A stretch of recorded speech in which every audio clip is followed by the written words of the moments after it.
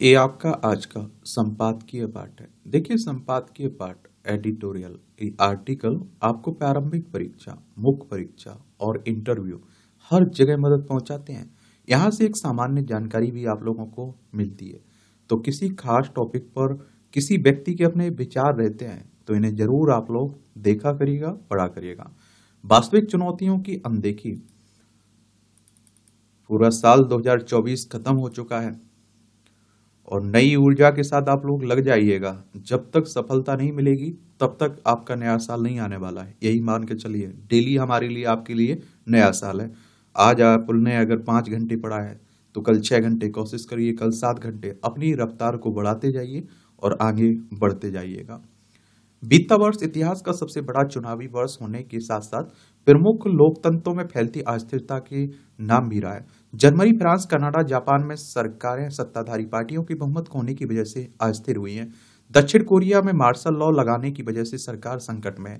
Britain में प्रचंड बहुमत से जीतने के बावजूद कारोबारी टैक्स बढ़ाने, पेंशन भोगियों का शीतकालीन भत्ता काटने की वजह से सरकार की लोकप्रियता बुरी तरह गिरी है। सत्ताधारी पार्टियां, उनके गठबंधनों के प्रति बढ़ते जन असंतोष के 3 प्रमुख कारण हैं: शिक्षा, स्वास्थ्य, बेरोजगारी भत्ता और पेंशन जैसी सुविधाओं की बढ़ती मांग के साथ साथ टैक्स दरों में भी कटौती की आशा, महंगाई और शरणार्थियों की बढ़ती संख्या।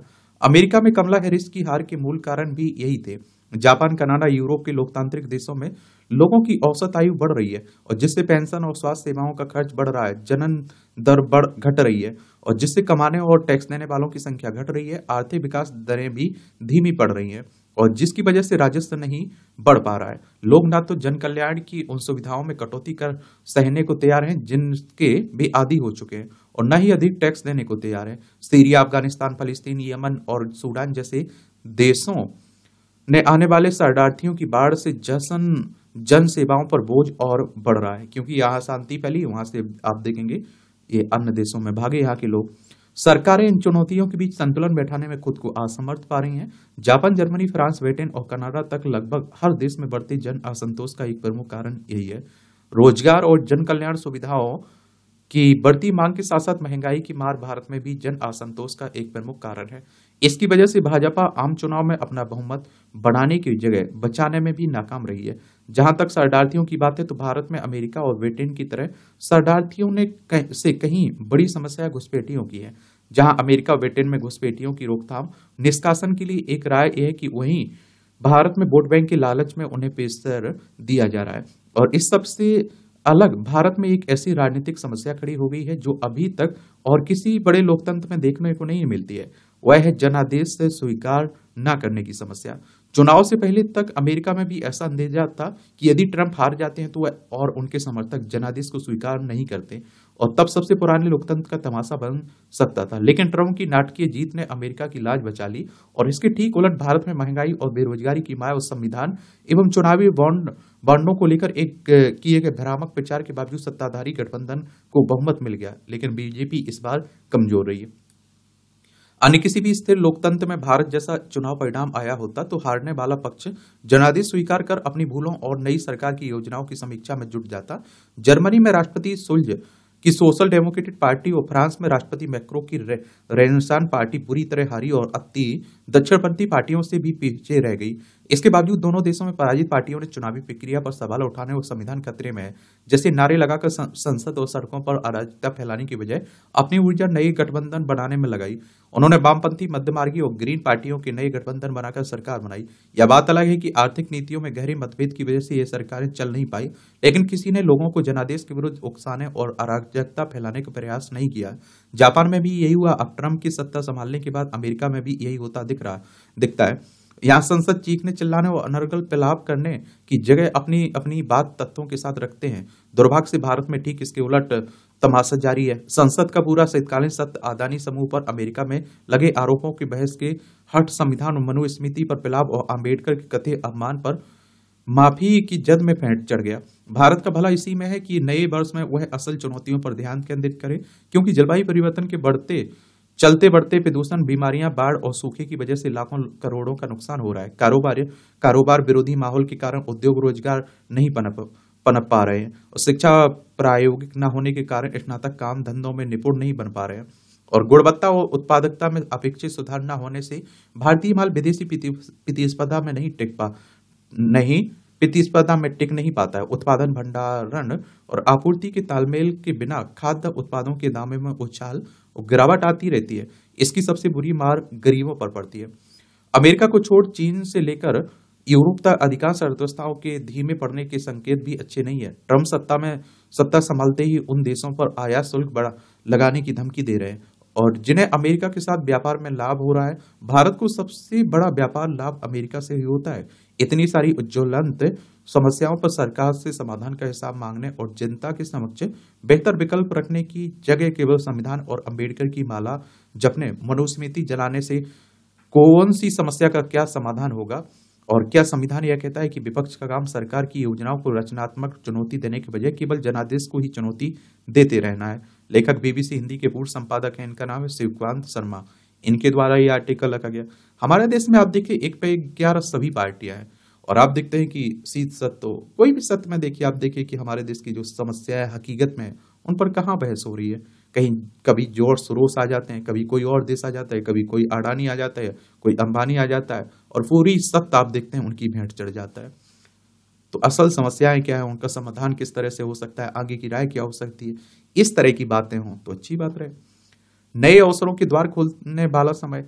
भू राजनीतिक चुनौतियों से उत्पन्न आपूर्ति श्रृंखला और कच्चे तेल के दामों में आई तेजी के बावजूद भारतीय अर्थव्यवस्था 2024 में विश्व की सबसे तेज बढ़ने वाली अर्थव्यवस्था बनी है। तकनीकी प्रगति, प्रौद्योगिकी, बैंकिंग, नवीकरणीय ऊर्जा और आत्मनिर्भर भारत जैसे नीतिगत उपायों से भारत वैश्विक आर्थिक क्षेत्र में एक प्रमुख खिलाड़ी के रूप में अपनी स्थिति को मजबूत रखने में सफल रहा है। मजबूत विदेशी मुद्रा भंडार और विदेशी निवेश के रिकॉर्ड प्रवाह ने भारतीय अर्थव्यवस्था के लिए इंजन का कार्य किया है। तो बढ़ती मुद्रास्फीति, घटता उपभोग, वित्तीय ऋण और जीडीपी वृद्धि पूर्वानुमानों में कमी ने बड़ी चिंता पैदा की है और 2047 तक भारत को विकसित राष्ट्र का दर्जा दिलाने की दिशा में आगे बढ़ने के लिए वर्तमान आर्थिक स्थितियों में वर्ष 2025 की रणनीतियों पर ध्यान केंद्रित करना होगा। निवेश, उपभोग और ग्रामीण क्षेत्रों में होने वाले सुधार वर्ष 2025 में भारतीय अर्थव्यवस्था का मजबूत आधार तैयार करेंगे और दुनिया में सबसे अधिक आबादी वाला देश होने के कारण वर्ष 2025 में भी घरेलू मांग में मजबूत निरंतरता बनी रहेगी। शहरी के साथ साथ ग्रामीण क्षेत्रों की मांग में भी सकारात्मक रुझान दिखाई दे रहा है। जून 2024 में भारत की जीडीपी में निजी अंतिम उपभोग व्यय 57.9% से बढ़कर 60.4% हो गया। ग्रामीण क्षेत्रों में उपभोक्ता वस्तुओं की मांग 2.2% से बढ़कर 2023 में 6.2% हो गई। सांख्यिकी मंत्रालय के अनुसार मासिक प्रति व्यक्ति व्यय में शहरी ग्रामीण अंतर वित्त वर्ष 2011-12 में 84% से घटकर 2022-23 में 71% हो गया। यह 2023-24 में और घटकर 70% हो गया। ग्रामीण क्षेत्रों में उपभोग व्यय से ग्रामीण और शहरी दोनों क्षेत्रों में असमानता कम हुई है।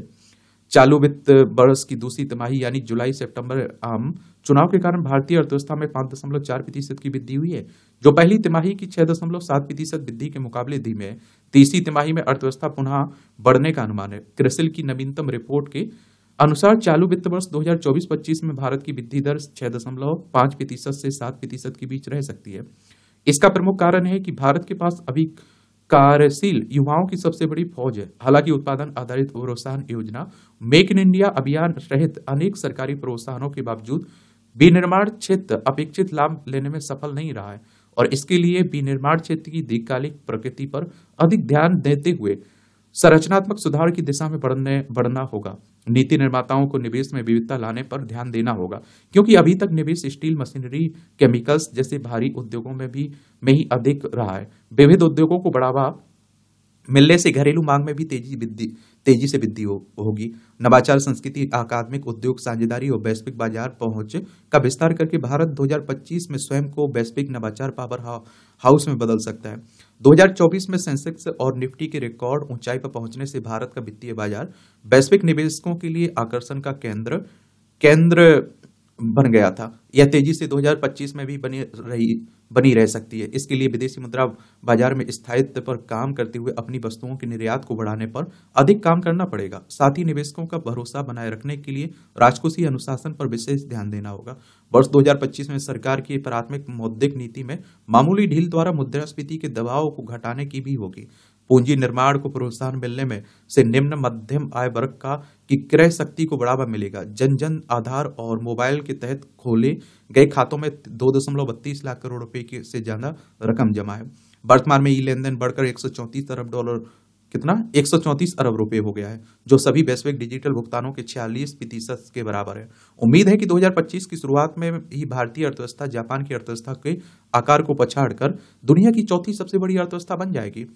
और एक दशक पहले भारतीय अर्थव्यवस्था दुनिया की 11वीं सबसे बड़ी अर्थव्यवस्था थी। जापान में संभावित ब्याज दर वृद्धि, अमेरिका और चीन के बीच संभावित टैरिफ युद्ध सहित वैश्विक भू राजनीतिक तनाव भारत के लिए वैश्विक व्यापार और विनिर्माण में एक केंद्रीय खिलाड़ी बनने के लिए नए अवसर खोल सकता है। तेजी से बदलती भू राजनीतिक स्थितियों में आपूर्ति श्रृंखला में विविधता लाने, चीन+1 का रणनीतिक लाभ लेने और कुशल श्रम शक्ति के उपयोग आदि के लिए नीतिगत उपाय पर विशेष ध्यान केंद्रित कर 2025 में भी विदेशी निवेश के प्रभाव की निरंतरता को बनाए रखा जा सकता है। इसके लिए मुक्त व्यापार समझौतों को तेजी से आगे बढ़ाने और रुपये के अंतर्राष्ट्रीयकरण करने के उपाय पर विशेष फोकस करना होगा। कुल मिलाकर शहरी उपभोग में वृद्धि, सेवा क्षेत्र में बढ़त और आधारिक संरचना क्षेत्र में हो रहे निवेश की ओर लगातार झुकाव के कारण वर्ष 2025 में भारतीय अर्थव्यवस्था एक मजबूत वृद्धि के लिए तैयार है। लेखक अर्थशास्त्री, इनका नाम है डॉक्टर सुरजीत सिंह। इनके द्वारा यह आर्टिकल लिखा जा रहा है। अब अवसर है, हम देखिए फायदा उठा पाते हैं नहीं उठा पाते हैं, तो आने वाला वक्त तो बताएगा। समय की गति, नव वर्ष, त्योहार, वर्षगांठ, परिवार में नए सदस्य के आगमन जैसे अवसर संबंधों और आवासीय परिवेश को संभालने, पुनर्व्यवस्थित करने का कारण बनते हैं। उस सभी परिवेश दिनादिन एकरसता को तोड़कर जीवन में जीवंतता, आशा और उत्साह का संचार करते हैं। आनंद तो उस उल्लास और प्रसन्नता के आदान प्रदान के सिलसिले में है जो आजीवन चलता रहे और दिन विशेष तक सीमित ना रहे। उस सभी वेलाओं का परम उद्देश्य आपसी संबंधों को सौहार्दपूर्ण रखता है। जो संबंधों की गरिमा समझते हैं और इन्हें निभाते हैं, उनके हृदय में सुख, शांति और संतुष्टि का वास रहता है।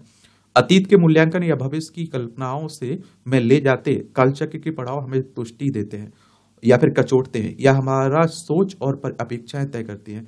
आप समाज और दुनिया से क्या चाहते हैं? क्या सभी आपके लिए या फिर आप उनके लिए निमित्त हैं? यानी आप देने वालों में हैं या लेने वालों में? देने के साथ शर्त है, इसके पीछे प्रतिफल की आशा ना हो, अन्यथा देना फलीभूत ना होगा। स्वजनों सहित दूसरों से अत्यधिक अपेक्षाएं सजोना दुखजनक होता है।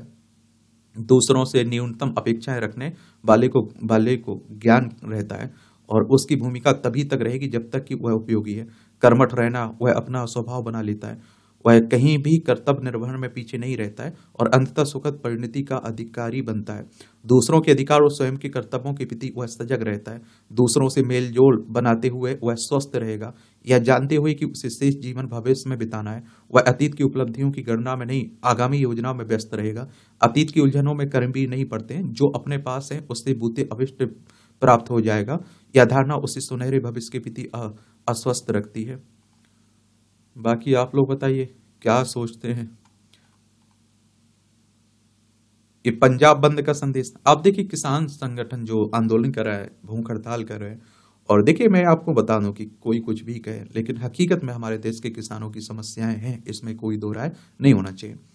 पंजाब के किसान संगठनों की ओर से बुलाए गए बंद के दौरान रेलवे बस सेवाएं ठप रहने के कारण किसान नेता अपने इस आयोजन को सफल करार दे सकते हैं, लेकिन प्रश्न यह है कि इससे उन्हें हासिल क्या हुआ। क्या पंजाब और केंद्र सरकार की उनकी उन मांगों को मानने के लिए तैयार हो जाएगी जिसे लेकर वे हरियाणा सीमा पर 10 माह से धरने पर बैठे। पिछले 35 दिनों से किसान नेता जगदीश सिंह ढल्लेवाल आमरण अनशन कर रहे हैं। याद ध्यान रहे कि किसान नेताओं के रूख रवैये से सुप्रीम कोर्ट भी सहमत नहीं है। किसान नेता इसकी अनदेखी करने के लिए स्वतंत्र है कि पंजाब बंद के दौरान आम लोगों को तमाम परेशानियों का सामना करना पड़ा और अनेक संगठनों ने उनकी अपील के बाद भी बंद को अपना समर्थन नहीं दिया है। कई जगह किसान नेताओं को जबरन दुकानें बंद करानी पड़ी क्योंकि व्यापारी इसके लिए तैयार नहीं थे। बंद बुलाकर आवागमन ठप किया जा सकता है, लेकिन जन समर्थन हासिल नहीं किया जा सकता है। ऐसा कोई आंदोलन सफल नहीं हो सकता है जिसके प्रति जनता की सहानुभूति ना हो और जिसकी मांगे तार्किक ना हो। जो किसान नेता सरकार पर अड़ियल रवैया अपनाने का दोष मर रहे हैं, वे वह देखने को तैयार नहीं है कि खुद उनका रवैया कैसा है। वे किसानों की समस्याओं के समाधान के लिए सुप्रीम कोर्ट की से बनाई गई समिति से बात करने को तैयार नहीं है और इसी तरह भी समझने को तैयार नहीं है कि आखिर उनकी मांगों के पक्ष में शेष देश के किसान आंदोलित क्यों नहीं हो रहे हैं। कहीं इसलिए तो नहीं कि वो यह जान रहे हैं कि आंदोलन राजनीति से प्रेरित है। भले ही संकीर्ण राजनीतिक कारणों से कई दल धरने पर बैठे किसान संगठनों की पीठ थपथपा रहे हों, लेकिन उनके और खासकर कांग्रेस के पास इसका जवाब नहीं कि जब वो केंद्र में सत्ता में थी तब उसने एमएसपी की गारंटी वाला कानून क्यों नहीं बचाया। वह ऐसा इसलिए नहीं कर सकी क्योंकि यह इस तरह का कानून बनता तो अर्थव्यवस्था का बेड़ा गर्क होता, किसानों की समस्या तब भी न सुलझती। इससे इंकार नहीं नहीं कि देश के अन्य हिस्सों की तरह पंजाब के किसान भी कई समस्याओं से दो चार हैं, लेकिन उनका समाधान उन मांगों को मानकर नहीं किया जा सकता है जिनकी जद किसान संगठन कर रहे हैं। क्या यह विचित्र नहीं कि धरना प्रदर्शन बंद का सहारा भी किसान नेता अधिक ले रहे हैं जो अपेक्षाकृत बेहतर आर्थिक स्थिति वाले किसानों का प्रतिनिधित्व करते हैं। पंजाब के किसानों की समस्याओं का समाधान उन तौर तरीकों से में नहीं है जिनकी वे मांग कर रहे हैं, बल्कि उनमें है जिन्हें उनके ही राज्य के कई किसान अपनाए हुए हैं।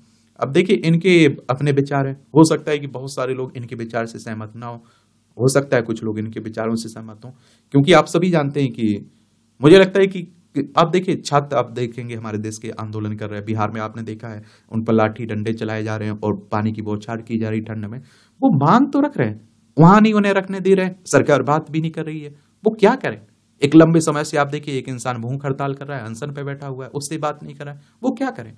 और मैं ये कह रहा हूं कि किसानों की हकीकत में समस्या है। आप देखिए, आए दिन आप देखेंगे कि सुसाइड करते रहते, आत्महत्या करते रहते हैं, और ये हकीकत बात है कि उन्हें एमएसपी पर कितने किसान सरकारी दाम पर फसल बेच पाते हैं, ना के बराबर, कुछ ही परसेंट किसान, और बाकी बिचौलियों के चक्कर में फंस जाते हैं, वो मनमाने दाम खरीदते हैं। आप समझ रहे हैं, कौन से कितने किसानों की फसल की जो जो मिट्टी होती है उसकी गुणवत्ता की जांच होती है, कितने किसानों को कैसे किसान क्रेडिट कार्ड पर आसानी से लोन मिल जाता है, ऋण मिल जाता है। ये बहुत सारी समस्याएं हकीकत में बनी हुई हैं भाई, इसमें कोई दो राय नहीं होना चाहिए। कोई कुछ भी कहता रहे अपनी, ठीक है, लेकिन हम आप लोगों को क्या करना है कि एक न्यूट्रल रवैया अपनाना है। क्या किसानों की समस्या है, कैसे उनका समाधान हो सकता है, सरकार क्या कर रही है, सरकार की जो योजना है उसके बारे में भी आपको बताना है, ठीक है। एक तरफा ना तो आपको किसान को उनको जिम्मेदार ठहराना देना है, ना सरकार को। सुधरे ब्लैक स्पॉट, पहाड़ी प्रदेश हिमाचल में सड़कें ही आवागमन का प्रमुख साधन है, यही कारण है कि इन्हें भाग्य रेखा भी कहा जाता है। ये अच्छे पास रहस्य नहीं है। हिमाचल प्रदेश की सर्फीली सड़कें हर समय वाहन चालकों की परीक्षा लेती हैं। सड़क हादसों की दृष्टि से भी हिमाचल संवेदनशील राज्य है। प्रदेश में कई ब्लैक स्पॉट हैं जहां दुर्घटनाओं की संख्या अधिक रहती है। प्रदेश में विकास का पहिया घुमा और सड़कों का विस्तार भी किया जा रहा है, लेकिन चिंता की बात है कि प्रदेश की सर्फिली सड़कों पर अभी भी 717 ब्लैक स्पॉट सड़क दुर्घटनाओं का कारण बन रहे। करोड़ों रुपए खर्च करने के बावजूद इन्हें सुधारा नहीं जा सका।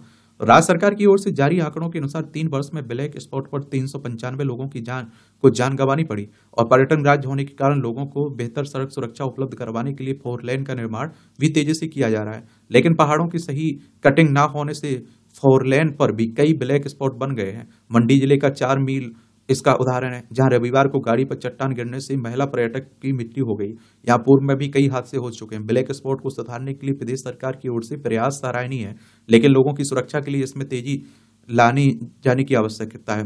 4 लेन निर्माण भी इस बात का ध्यान रखना होगा कि लोगों के लिए बड़ी पहाड़ों की कटिंग से किसी तरह का खतरा ना हो। सभी पक्षों से अपेक्षा है कि लोगों की सुरक्षा को प्राथमिकता मिले।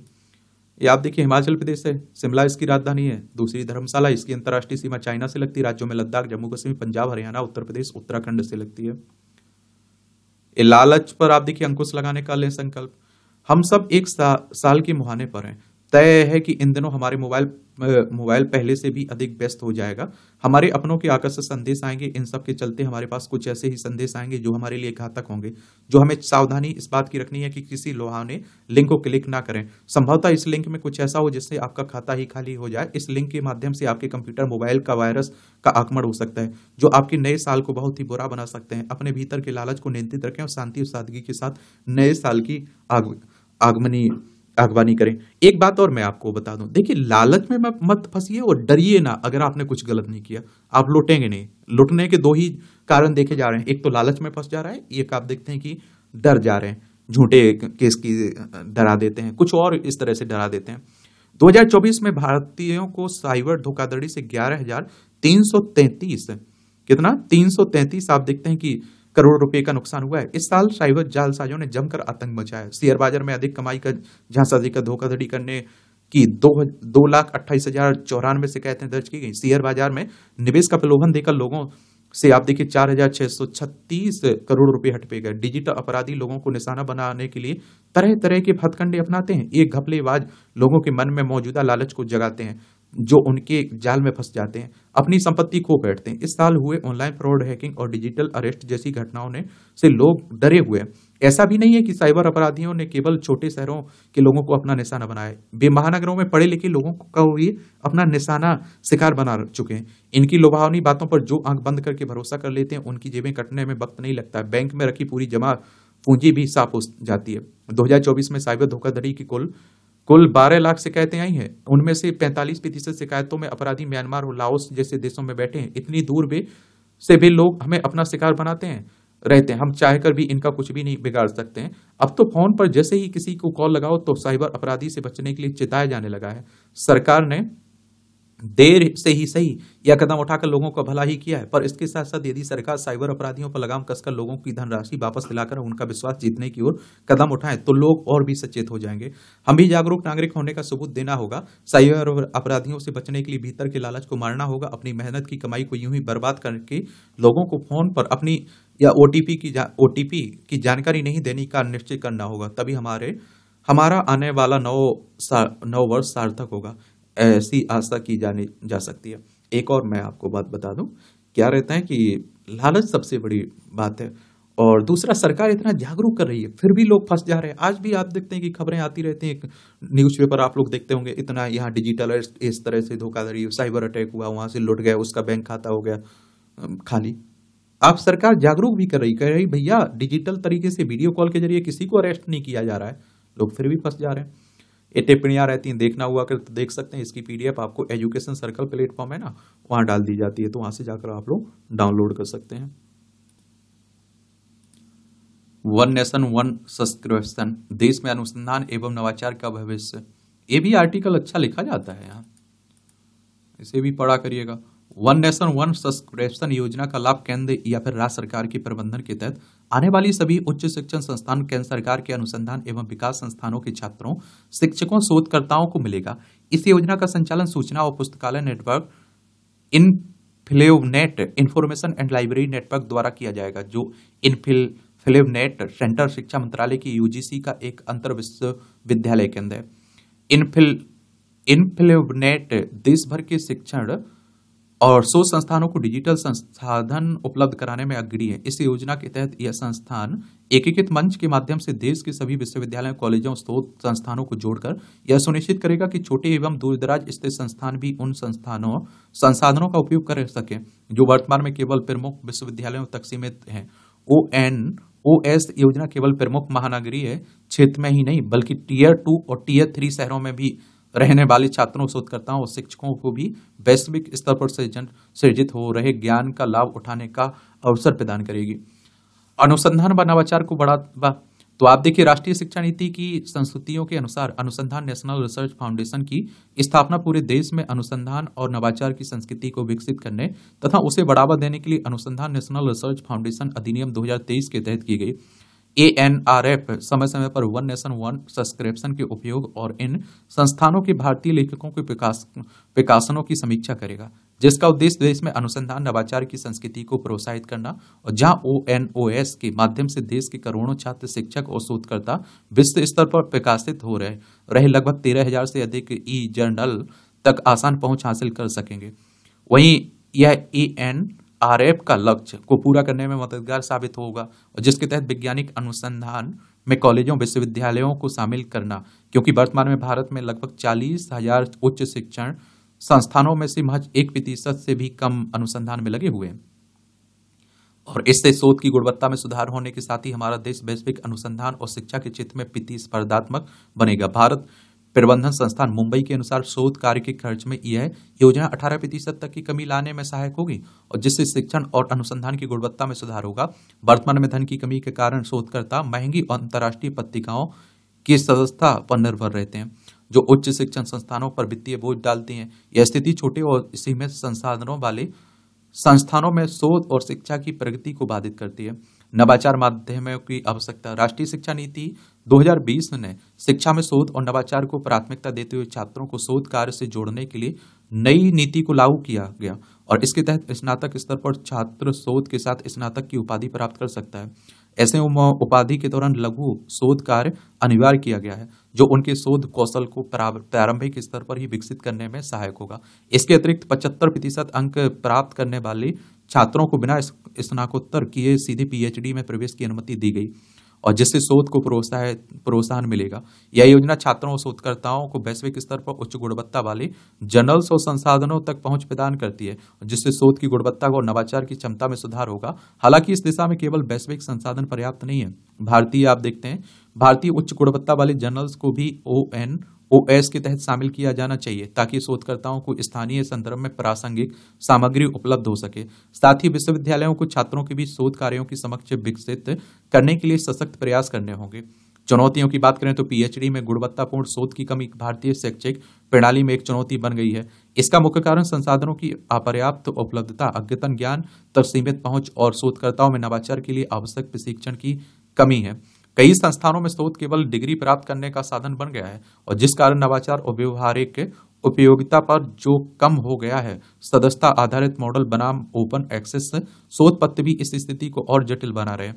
सदस्यता आधारित मॉडल में उच्च गुणवत्ता वाले शोध पत्र और डाटा तक पहुंच का अधिकार केवल उन्हीं संस्थानों और व्यक्तियों को मिलता है जो महंगी सदस्यता शुल्क का भुगतान कर सकते हैं, और इसके विपरीत ओपन एक्सेस मॉडल मुफ्त और सार्वभौमिक पहुंच प्रदान करता है, लेकिन सभी विषयों में गुणवत्तापूर्ण शोध सामग्री उपलब्ध नहीं होती है।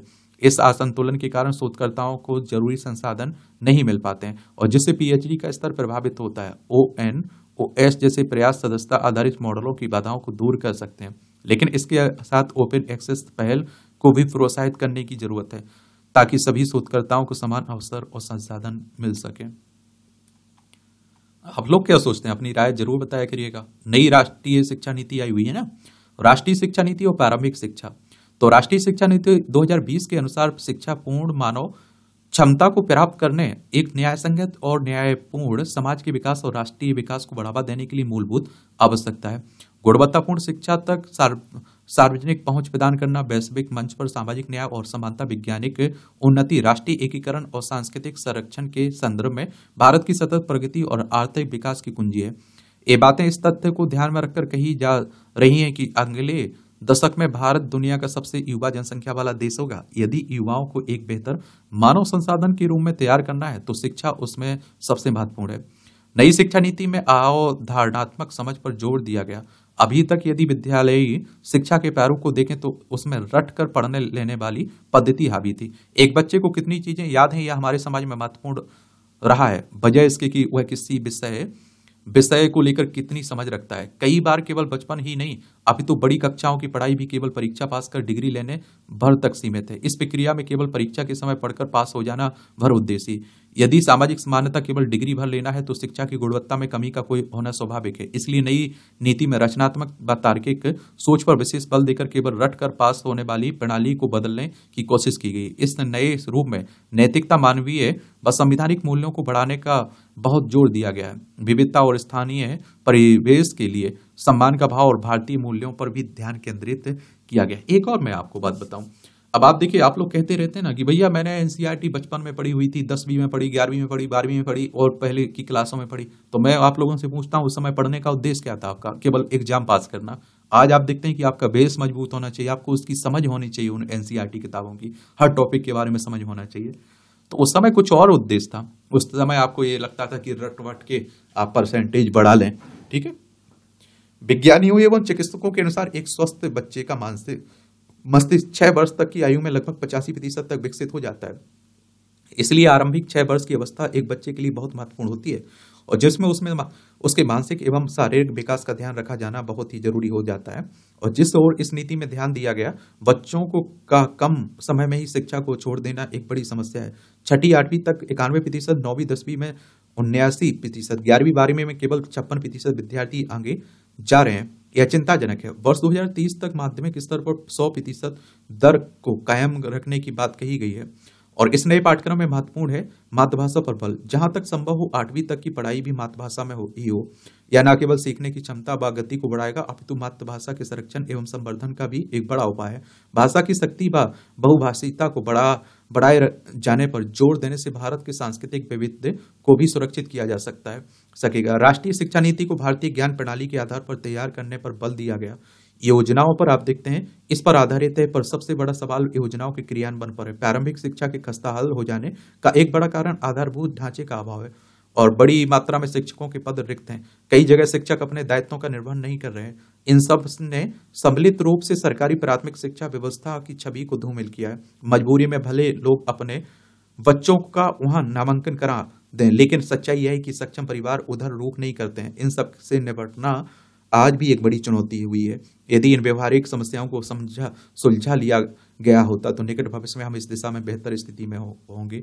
और देखिए, मैं कह रहा हूं कि शिक्षा व्यवस्था में क्या समस्याएं हैं सबको पता है, और बस उनका समाधान कौन करे, कौन आगे कदम बढ़ाए, ये समस्या बनी हुई है सबसे बड़ी। वरना हर कोई जानता है कहाँ क्या समस्याएं बनी हुई। ये राजनीति की बातें हो रही हैं, पढ़ना हो तो पढ़ सकते हैं।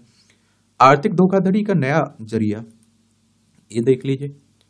जो काम के रहते हैं उनके बारे में हम लोग बात कर लेते हैं, बाकी भी आपको लगता है कि आपको पढ़ना है तो उसकी पीडीएफ मिल जाती है, तो वहां से जाकर आप लोग पढ़ सकते हैं। तकनीकी विकास के साथ ही आम आदमी को लूटने उसके साथ धोखाधड़ी करने के लिए अपराधियों द्वारा नए नए तरीके विकसित किए जा रहे हैं।